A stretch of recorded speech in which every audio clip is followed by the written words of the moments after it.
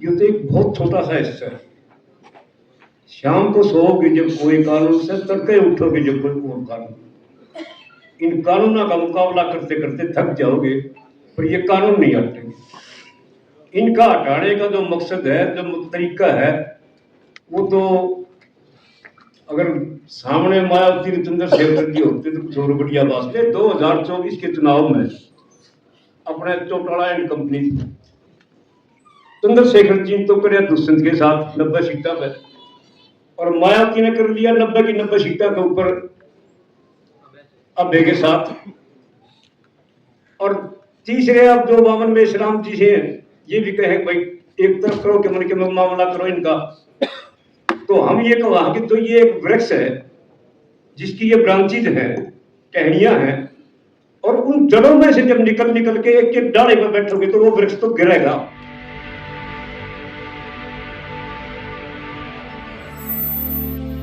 आज की इस सेमिनार के अध्यक्ष श्री राम कुमार सोलंकी जी, प्रधान फॉरम 360, और मंच पर बैठी विभिन्न समाज से, विभिन्न क्षेत्र से आई सरदारी, और सामने बैठे अपने किसान और कबीरे वर्ग के प्रतिनिधित्व करने वाले प्रबुद्ध, आज जो जिस मकसद के लिए बुलाए गए, ये एक इतना अहम रोल है और इतना खतरनाक खेल है कि जिस तरह यूजीसी वाली बात, तो एक बहुत छोटा सा हिस्सा है। शाम को सोओगे जब कोई कानून से, तड़के उठोगे जब कोई और कानून। इन कानूनों का मुकाबला करते करते थक जाओगे, पर ये कानून नहीं हटेंगे। इनका हटाने का जो मकसद है, जो तरीका है, वो तो अगर सामने मायावती चंद्रशेखर जी होते तो कुछ और बढ़िया बात थी। अब हरियाणा का थोड़ा सा हिस्सा ले, थोड़ी सी बात ले लो कि पिछले 2024 के चुनाव में अपने चौटाला एंड कंपनी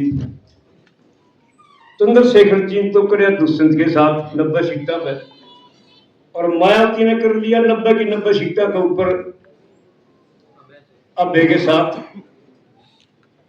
और तीसरे अब जो वामन मेश्राम जी से ये भी कहे भाई एक तरफ करो कि मन के मामला करो इनका, तो हम ये कहा कि तो ये एक वृक्ष है जिसकी ये ब्रांचेज है, टहनियां हैं, और उन जड़ों में से जब निकल निकल के एक एक डाले पर बैठोगे तो वो वृक्ष तो गिरेगा ऊपर से।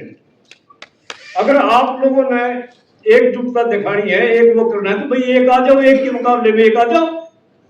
और जब तक इसको नहीं हटाओगे, अपना बनाने का हम आए वो आए उसका राज आए, कोई फायदा नहीं।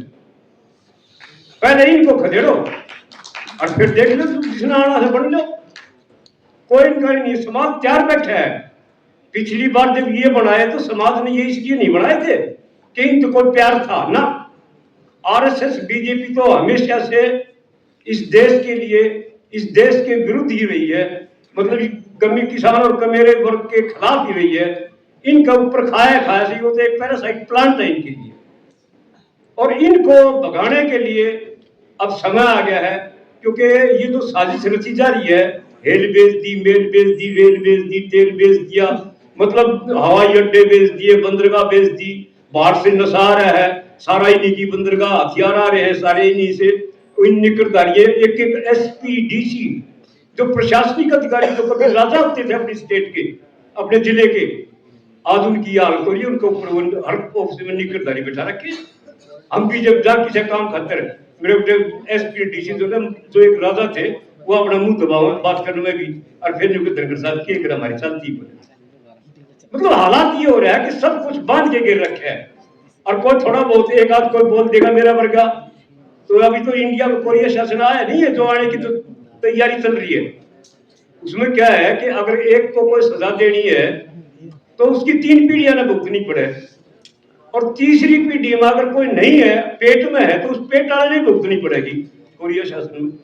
और हमारे यहाँ मेरी घराड़ी पे भी, हेडमास्टरी पे, उसकी छोरी पे, तो ये खापो प्रधान हरियाणा की विनोद वाला पे, उसकी छोरी ऑस्ट्रेलिया में बैठी 3 पीढ़ियां मुकदमे हो लिए, और प्रॉपर्टी सीज करके और लड़के क्यों हो रहा है, पर इन पे कोई फर्क नहीं पड़ता। ना इनने दिया, खुश लेंगे ऊपर लाहौर फालतू दे दे, वह कोई बड़ी कहानी बोले। पर ईद जो हमने तो देखना है, ये साजिश ये आज से नहीं रची गई थी। वर्ष 1940 में माधव सदाशिव गोलवलकर, जो सेकंड संस्थापक था इस आरएसएस का, उसने एक किताब लिखी थी we and our nation identified, और उस किताब में स्पष्ट लिखा था उन्होंने कि अगर भूल से सत्ता हाथ लग जाए, जिस तरह ये 2014 में लगी, अगर भूल से सत्ता हाथ लग जाए तो उस देश की सरकारी संपत्ति, जल जंगल और जमीन अपने 2-3 धनाढ्य विश्वसनीय साथियों को सौंप दे और 95% देश में भूखमरी पैदा कर दे, ताकि 7 जन्म तक भी आपकी सरकार ना जाए।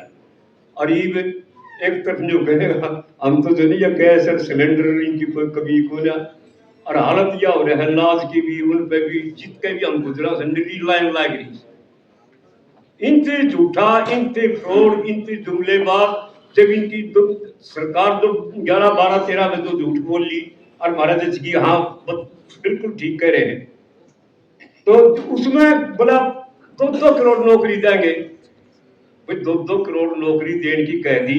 और ईब जब पूछे हैं तो निको तो जुमले थे, 15-15 लाख थारे खाते मांगे, वो एक जुमले हो गए। और 2-2 करोड़ नौकरी मान लिया भारतवर्ष में, ये देवी देवताएं 33 करोड़ बताए, और बेरोजगार बालक से 24 करोड़ रहे। एक देवता एक नौकरी देश का है, झाड़ू भी दे दे, पक्षी भी दे दे, हमने मोदी को मांगने की जरूरत को ना, इन देवता के लिए ने एक बालक ने तो लाश के है एक देवता, पर ना पाखंड घुमा के और इन तो नौकरी तो खोज ली, नौकरी तो कोई युवा बालक नहीं सोचे कोई कितने मिल जाएगी, सवाल ही पैदल तो पूरी जाओ। और रही इलेक्शन की जो ये बनाने वाली, इनमें क्या है कि जो ये चुनाव आयोग है, न्यायपालिका तो होली, वो तो बलराज मलिक जी बता देंगे बैठे सारे सबके मोली सोली, और चुनाव आयोग मनमर्जी का अपना हिस्सा गठित कर लिया कि जो चुनाव आयोग जो बढ़ा के वोट दे देगा, जो रिजल्ट देगा, रिजल्ट वो ये सब न मान्य होगा। इन पार्टी पूर्तियां करने का कोई चक्कर नहीं चला। वह एक खट्टर ने कही थी जिस टाइम खट्टर मुख्यमंत्री बनाया, बोला ठालो लठ तेजो, तो इनका खट्टर का है मान लो भाई, बाकी पार नहीं घुसाओगी शायद सी। राम राम।